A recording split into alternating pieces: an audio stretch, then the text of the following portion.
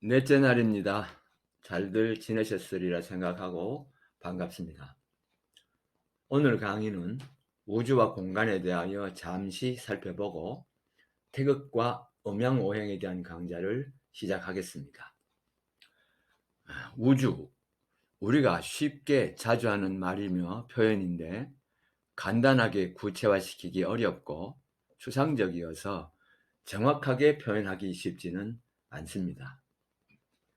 우주라는 단어에서 우는 하늘, 천지, 사방을 의미하는 공간적 개념이고 주는 하늘주 혹은 무한한 시간주를 의미하는 단어로 시간적인 개념을 의미합니다. 즉, 시작도 끝도 없는 무한의 시간과 공간을 의미하는 것으로서 다만 있다, 존재하다라는 존재의 개념으로 이해할 수 있습니다. 자, 그럼 공간이란 어떤 의미일까요? 지난 강좌에서 잠깐 논하였습니다. 공간, 저 하늘이 끝이 있을까 없을까? 끝이 있다면 그 다음은 어디일까? 언젠가 한 번쯤 떠오르거나 떠올린 생각일 것입니다. 그러다가 그냥 그렇게 지나쳐 버렸을 것이기도 하고요. 우리들이 말하는 공간이 유한할까 아님 무한할까요? 세상을 존재라는 유의 관점에서 본다면 우주 공간은 예외 없이 시작과 끝이 있어야 하는데 만약 공간이 유한하다면 반드시 끝이 있을 것이고 그 끝에 닿으면 어디이며 무엇일까 하는 의문과 마주치게 됩니다. 따라서 공간이 끝이 있다고 가정하면 이는 무척이나 어렵고 복잡하기도 하여 이해할 수 없고 아무런 해답도 얻지 못하고 오히려 혼란만 가중될 것입니다. 공간이 유한하다라 그것이 합당하지 않다면 반대로 공간이 무한하다는 이치는 합당한 결론이 될 수 있을 것입니다. 공간이 무한하다고 한다면 어찌 될까요? 공이란 비어있는 것으로 어떠한 것도 없는 상태, 즉 물을 말하고 간이란 사이를 말하므로 비어있는 것과 비어있는 것 사이에는 그 무엇도 있을 수 없게 됩니다. 하여 공간이란 공과 같은 의미이며 유가 아닌 무의 상태를 나타내는 것으로 다시 말하면 공간이란 개념은 그 자체로 물을 뜻하며 무라고 하는 것은 시작과 끝을 논할 수 없는 의미로 이해할 수 있을 것입니다.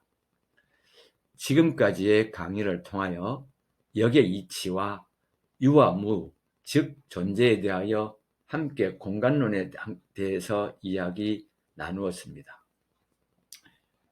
이어서 태극과 음양오행에 대하여 살펴보기로 하겠습니다. 태극과 음양오행에 대한 강의 중에서 먼저 태극에 관한 설명입니다. 태극의 태자는 고대 수학에서 도저히 가늠할 수 없는 무한의 수를 표현할 때 사용되는 글자입니다. 태극은 단지 음과 양을 나타내는 표식에 불과한 것이 아닙니다.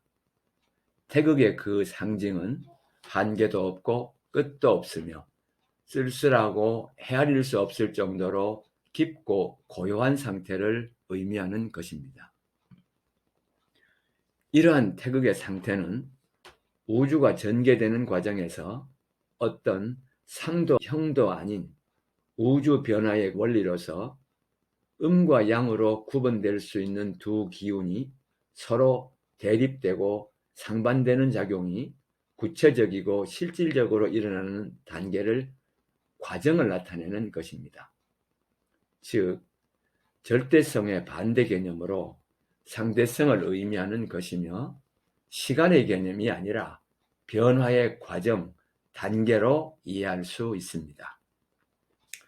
태극의 생성과 발전은 태역, 태초, 태시, 태소의 4단계로 구분되며 변화되어지는데, 태역, 태초, 태시, 태소라는 용어는 중국의 서한시대에 쓰여진 것으로 보여지지만 구분과 내용이 확연하지 못하다는 평가가 많습니다.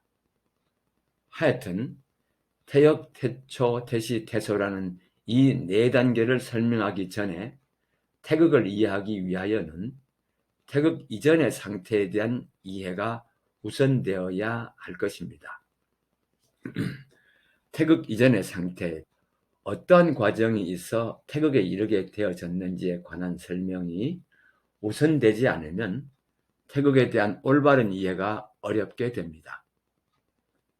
먼저 태극에 이르는 단계적인 설명과 또한 유와 무에 관하여 다시 한번 이해가 필요합니다. 먼저 하나라고 하는 것은 오로지라는 뜻이 되어 그 하나는 그 어떤 것과도 비교되어질 수 없음을 뜻하는 것으로 이는 절대 혹은 절대성이 됩니다. 그러나 하나 이상 둘이 되면 그 절대성이 깨어지고 서로 간 비교되어 상대성이 전개됩니다. 말하는 절대성이란 태일의 상태를 의미하며 상대성이란 태일 이후 전개되는 혼극을 포함한 이하 모든 단계를 포함하는 말입니다. 태일에 관하여는 어느 정도 강의가 진행이 되어 여하이 이해할 수 있을 것으로 판단될 때 이야기하도록 하겠습니다. 먼저 무국에 관한 설명입니다. 무국이라는 용어는 주자의 태극도설에서 처음으로 사용되어집니다. 주자는 무국이태극이라는 표현으로 무국과 태극과의 구별을 하였고 태극본무국이라는 표현을 하기도 하였습니다. 위의 무국이태극이라는 표현에서 이는 이어지다, 계승하다는 의미이고 태극본무국에서 본은 바탕으로 하다라는 의미입니다. 이 두 구절을 해석하면 태극은 무국에서 이어져 발전하였다, 태극은 무국을 그 바탕으로 하고 있다 라는 의미로 해석되어집니다. 그 아득한 시간 전부터 유지되어 오던 태일의 상태가 동하려는 성질의 기와 머무르려는 성질을 가진 정과의 사이에서 미세한 균형의 차이로 인하여 지극히 고요하던 태일의 상태가 동요가 일어나고 태일의 안정성과 통일성이 흐트러지며 이 상태에서 삼극으로 갈라지게 되는데 그 직전을 이름하여 무극이라고 하는 것입니다. 두 번째로는 혼극에 관한 설명입니다. 혼극의 이해는 매우 난해할 수 있습니다. 해서 직접 대면 강의 시간이 주어지면 상세하게 설명하기로 하고 글로서 최대한 설명해 보겠습니다. 노자의 도덕경 25페이지 장에 기록된 내용을 소개합니다. 여러 요소가 혼란스럽게 뒤섞여서 이루어진 무엇인가가 천지보다 먼저 있었다. 그것은 소리가 없어 들을 수도 없고 형태가 없어 볼 수도 없으나 홀로 우뚝 서 있으며 언제까지나 변하지 않는다 라고 기술되어 있습니다. 혼돈이란 아직 어떠한 질서도 원리도 채 정립되지 않은 예측 불허의 상태를 말하는 것입니다. 혼돈하면서 이루어진 무엇이란 태극의 원리로 변화하는 상대계가 생기기 이전에 질서가 성립되지 않은 단계, 즉 극심한 혼돈으로 어떤 원리도 질서도 존재하지 않는 기간이 있었음을 표현하는 말입니다. 즉 혼극의 과정을 나타내는 표현입니다. 자, 다음은 태극에 관한 설명입니다. 혼극에 이어 태극에 관한 설명으로 태극의 단계에는 태역, 태초, 태시, 태소의 단계 혹은 과정으로 나누어 이해할 수 있습니다. 첫 번째 먼저 태역의 단계 혹은 과정에 대한 설명입니다. 혼극에서 얼마 동안의 혼돈 상태가 지속되다가 동하는 기를 정이 잡아당기며 정과 기의 작용이 차츰 질서가 잡혀가며 덩어리, 즉 정기를 이루게 됩니다. 덩어리의 엉긴 정도에 따라 움직여서 펴지려 하는, 즉 발산하려는 성질을 많이 가진 양의 성질인 기와 반대로 잡아당겨 엉기려는, 즉 수렴하려는 성질을 많이 가진 음의 성질인 정으로 동과 정의 구별과 작용이 구체적으로 시작되는 상태의 태극 단계입니다. 여기서 동성이란 아무렇게나 마구 움직이려는 성질, 즉 기의 성질이며 정성은 고요히 머무르려는 정의 성질입니다. 무질서하고 제멋대로 움직이던 정기신이 미세하나마 차츰 질서를 이루어가기 시작합니다. 이러한 질서가 생기기 시작한 데는 정의 작용에 의하여 비롯되어집니다. 정은 혼동하는 기를 끌어당겨 기의 덩어리를 이루게 되는데 그 엉겨 이루어진 정도에 따라 무겁고 가볍고 빠르고 느림의 구별이 생기게 되는 것입니다. 정기의 덩어리에서 정이 많이 포함되면 무겁고 느린 성질을 많이 가지게 되어 가라앉게 되고, 반대로 정이 적은 것은 기의 원래 성질대로 동하게 됩니다. 이것이 곧 정과 동의 구별이 생기게 된 것으로 상호 대립적 양상의 시작으로 볼 수 있습니다. 해겔의 변증법 중에 기술된 내용을 보면 동일성은 단순한 죽음의 실제이며 모순, 대립만이 모든 운동과 발전의 근원이다 라는 표현이 있습니다. 변증법적 유물론자인 해겔의 이 설을 우주 전개의 단계에 비추어 보면 동일성은 태일이나 무극의 단계이고 모순과 대립은 태극의 단계에 비유해 볼 수 있습니다.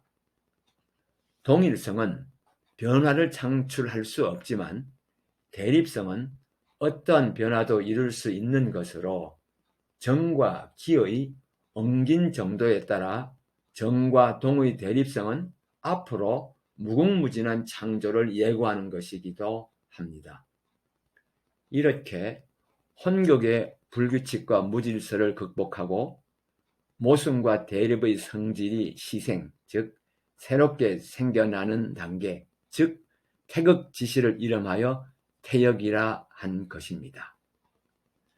태초, 태시, 태소의 단계는 명확하게 구분되어지지 않습니다. 통상 음과 양이 갈라지기 전의 상태를 태시라 하고 음양이 갈라져 나온 시기부터 태소라 하는데 이 구분 역시 단정적으로 주장하기에는 더 많은 연구와 논의가 있어야 할 것입니다. 태소와 태시의 경계는 오행으로 구분지을 수 있습니다. 1태극체가 정하게, 즉 고요하게 있을 때 외부로는 정의 성질을 띠고 내면에는 동성이 잠재하고 있는 상으로 이를 음이라 하고, 1태극체가 동하여 팽창하였을 때 외부로는 동적 성질을 보이지만 정의 성질이 내재된 상태로 이를 양이라 합니다. 음의 내부에서 동하려는 양의 성질을 율성이라고 하고 양의 내부에서 정하려는 성질을 여성이라 하여 율려라 하며 쉽게 표현하면 기가 숨쉬는 구멍으로 이해해도 무리가 없을 것입니다. 1태극체의 형성과 동시에 순환을 주재하는 정액인 토가 생성되었고 토화 작용인 윤력 운동에 의하여 태음, 소양, 태양, 소음의 마디로 형성하며 변화하게 됩니다.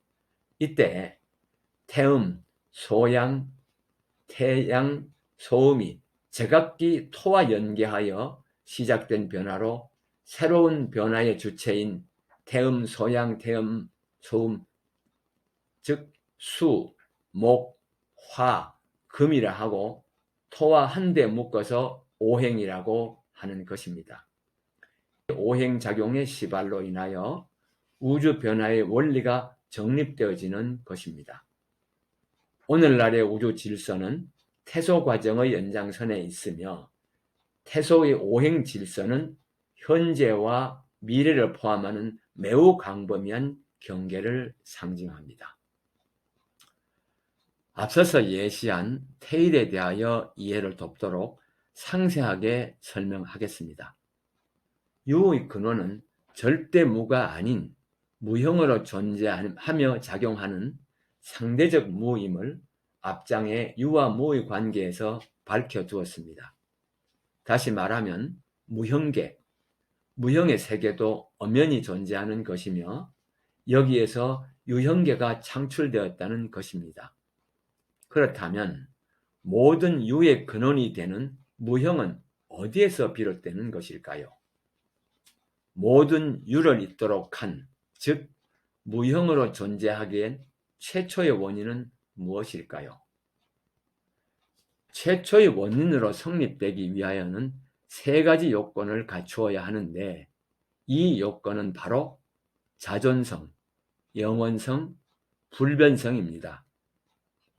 자, 자존성은 그 어느 무엇에 의하여 생겨난 것이 아닌 스스로 존재하였기 때문에 자연히 영원성을 띠게 되고 영원한 것이란 변함없이 그대로인 것을 말하므로 불변성을 가지게 됩니다. 따라서 이 세 가지 요건 중 하나만 가지게 되면 나머지 둘은 저절로 충족되어지게 되는 것입니다. 다시 말하여 스스로 존재한다는 것은 시작과 끝이 없음이며 영원하다는 것은 변할 수도 변하지도 않는 것을 말합니다. 만약 유형이라고 한다면 모든 유는 무에서 비롯된 것이므로 자존성을 가질 수 없게 되고 자존성을 가지지 못한 것은 그 한계를 가지게 되므로 영원성과 불변성을 갖추지 못하게 되어 최초의 원인이 될 수가 없습니다. 이 세 가지 요건을 갖추기 위하여는 반드시 무형이어야 하며 무형은 비존재가 아닌 분명한 존재인 것입니다. 무형으로 존재하는 이 최초의 원인은 분명 존재하는 것이기에 만상을 일으켜 환유인 만물을 창출해낼 수 있는 것이며 최초의 원인으로 성립되는 세 가지 요건을 모두 갖추고 있는 것입니다. 시작과 끝이 없이 영원토록 변하지 않고 존재하는 것을 어떤 명칭으로 부르는 것이 가장 그 의미를 잘 나타내는 표현이 될 수 있을까요? 비교적 가까운 의미로 사용되어진 단어들을 살펴보면 도, 진리, 본성, 불성 등을 들 수 있을 것입니다. 모든 만상과 만물들이 둘도 아닌 하나에서 비롯된 것이니만큼 만법이 귀일하는 하나의 의미를 새기고 이 하나야말로 영원 불변의 진리인 바 한일자에 크다는 의미의 클 태자를 붙여 태일이라 함이 가장 합당하다 할 것입니다. 무형의 존재, 즉 태일이야말로 자존하고 영원 불변하는 진리 그 자체인 본 모습인 것입니다. 우다나 80에 자존체가 있음을 설명하는 구절이 있습니다.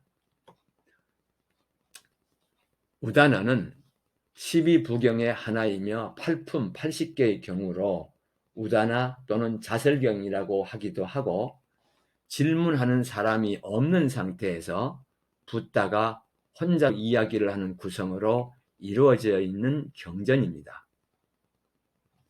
비구들이여, 이러한 곳이 있다. 그곳에는 흙도 없고 물도 없으며 불도 없고 바람도 없다. 그곳은 허공으로 가득 찬 곳도 아니고 식별이 가득 찬 곳도 아니며 어떤 곳도 아니며 상도 아니고 상이 아닌 곳도 아시며 이 세상도 아니고 저 세상도 아니고 해와 달도 없다. 비구들이여, 그곳에 온다거나 그곳에 간다고 말할 수 없으며 그곳에 머문다고도 그곳에서 죽는다고도 그곳에서 태어난다고 말할 수 없다. 무엇에 의하여 있는 것도 아니며 무엇으로부터 생겨난 것도 아니며 무엇에 의지해 있는 것도 아니다. 비구들이여, 생겨난 것이 아닌 것, 이루어진 것이 아닌 것, 만들어진 것이 아닌 것, 합성된 것이 아닌 것이 있다. 비구들이여, 만약 생겨난 것이 아닌 것, 이루어진 것이 아닌 것, 만들어진 것이 아닌 것, 합성된 것이 아닌 것이 없다면 그곳에서 생겨난 것, 이루어진 것, 만들어진 것, 합성된 것을 싫어하여 떠나는 일을 할 수 없을 것이다. 여기 1에서는 상대적 대립을 초월하여 가늠할 수 없는 어떤 존재가 있음을 표현하고 있는 것이고, 이 존재는 무엇에 의지하고 있는 것도 아니고 무엇으로부터 비롯되어진 것도 아닌 자존하고 있음을 명확하고 구체적으로 나타내고 있습니다. 만일 자존하는 것이 없다면 영원성과 불변성을 가질 수 없게 됩니다. 따라서 어떤 방식으로든 구원이든 도통이든 해탈 등 사람들이 원하고 꿈꾸는 절대계, 이상향, 천국 등 존재할 수 없게 되어 실로 허망함에 빠지게 되고 말 것입니다. 그러나 자존하는 이것이 있어 사람은 죽고 나고 변화무쌍한 상대적인 환유에서 벗어나 언젠가는 영원 불변하는 절대적인 진유에 도달하기 위하여 이 노력들을 통한 성취가 실로 가치 있는 것임을 깨닫게 되는 것입니다. 태일에 접근하는 가장 여실한 의무는 존재하는 모든 것들은 존재의 원인을 가지게 되는 것인데, 이 태일만은 어떤 원인도 없이 어떠한 영향도 받지 않고 자존하게 되었는지 하는 것이다. 무형의 존재가 태일이라면 모든 형색이 사라지고 일체의 분별이 멎을 때 남는 것, 그것이 사물의 여실한 본 바탕이다. 무형의 존재는 태일을 무엇으로 이루어져 있을까? 태일은 절대적인 통일체로서 모든 분별과 대립이 끊어진 자리이므로 분별할 수는 없으며 분별과 대립 없이 통일된 상태를 말하는 것입니다. 오늘 내용이 난해하고 어려웠을 것으로 생각이 됩니다. 시간이 되면은 다른 해석으로 다시 한번 접근하기로 하고, 오늘 강의는 이만 여기서 마치도록 하겠습니다.